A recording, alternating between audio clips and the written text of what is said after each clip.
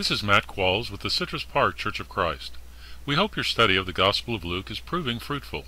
Don't lose heart, even though it might seem like a long journey. There's nothing quite like reading the evidence concerning Jesus and his life firsthand and forming your own faith as you learn more. Here is a brief overview of the events in chapter 9.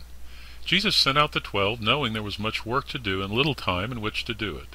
His popularity caused Herod to inquire about him. Jesus fed 5,000 miraculously.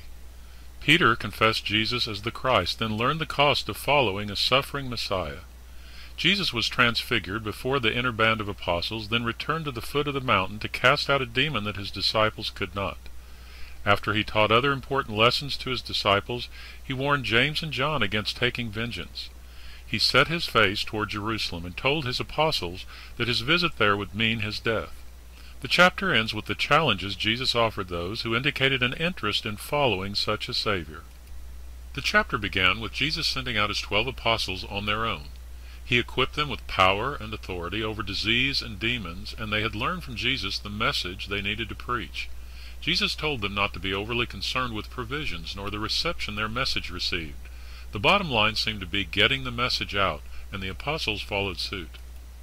It may be that the apostles' activity caught the attention of Herod, who was perplexed because it was said that Jesus might be John the Baptist raised from the dead, or Elijah, or one of the prophets. Herod had put John to death because John opposed his adulterous marriage.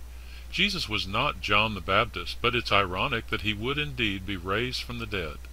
Jesus huddled with his apostles after their return, only to find that they had attracted a large following. Jesus used the occasion to demonstrate that he could feed 5,000 from just 5 loaves and 2 fish. In this case he demonstrated his power over quantity, able to make a small source of food multiply. Later Jesus was alone with the apostles and seemed intent on revealing to them more about himself and his mission. He quizzed them about who the multitude said that he was, and their answers were similar to those given to Herod. Either he was John the Baptist or an Old Testament prophet raised from the dead. When Jesus asked them about their own conviction, Peter hit the nail on the head. He said, "The Christ of God." The Greek term translated Christ is from the Hebrew term Messiah, meaning anointed one. The Jews had been looking for God's promised deliverer, and Peter was convinced it was Jesus. Though accurate in his answer, Peter's idea of the Messiah's role was probably distorted. Jesus warned the apostles not to tell anyone, apparently wanting to dampen any excitement that might already have existed because of the Jewish idea of an earthly Messiah. Indeed, he went on to tell them that the Son of Man would be rejected, put to death, but be raised on the 3rd day. And he made it clear that a true disciple must deny himself, take up his cross daily, and follow him. Those who serve a suffering Messiah might well pay the ultimate price, their own lives.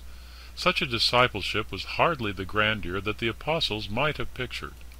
8 days later, Jesus took Peter, James, and John with him up on a mountain to pray. Some think that mountain was Mount Hermon, pictured here, north of Galilee. When they reached the mountain, Jesus prayed while Peter, James, and John slept. As he prayed, Jesus' appearance changed, apparently into the glorified body that awaits after death. Peter awoke to find Jesus speaking with Moses and Elijah about his impending death in Jerusalem. Peter suggested building 3 tabernacles or dwelling places for these 3, apparently not knowing how to react. Instead, God spoke from heaven and indicated both his approval of his Son and the need to listen to him. As great as Moses and Elijah were, Jesus was even greater. As Jesus and his apostles descended from the mountain, Jesus was confronted by a man whose son was possessed by a demon. He asked Jesus to cast it out, since his disciples had been unable to do so. Jesus cast out the demon, then again tried to temper any undue excitement about his ability by warning about his upcoming betrayal. Jesus continued to teach his apostles important lessons. He told them again about his impending betrayal, but they did not understand. He agreed to talk about position in the kingdom by teaching that a child must be treated as significant in his kingdom. He told John not to forbid one who was casting out demons, apparently by his authority, even though he had not been with them. In chapter 9, verse 51, we are told that Jesus steadfastly set his face to go to Jerusalem. This was not so much a description of geography as it was a declaration of his mission. By going to Jerusalem, Jesus was accepting the sacrifice he was to make for all mankind. When Jesus and the apostles came upon some inhospitable Samaritans, James and John wanted to send fire on them. There was no love lost between the Samaritans and the Jews. Jesus corrected them by telling them his mission was to save, not to destroy. Finally, Jesus warned would-be disciples that following him was a serious commitment. They might find themselves, like him, with no place to sleep at night. Other events had lesser priority. Let the dead bury their dead, he said. If they decided to follow him, turning back was not an option. That concludes our summary of Luke chapter 9. You're ready to study a section of Jesus' ministry in Luke known as the Perean ministry. Much of the material in these chapters is found only in the Gospel of Luke. We're confident they'll be richly rewarding for you. Once more, feel free to email us with your questions at studyluke@citrusparkchurch.com. We hope these studies are helping you to become better acquainted with Jesus, and we hope the better acquainted you become, the more your faith will be strengthened in him.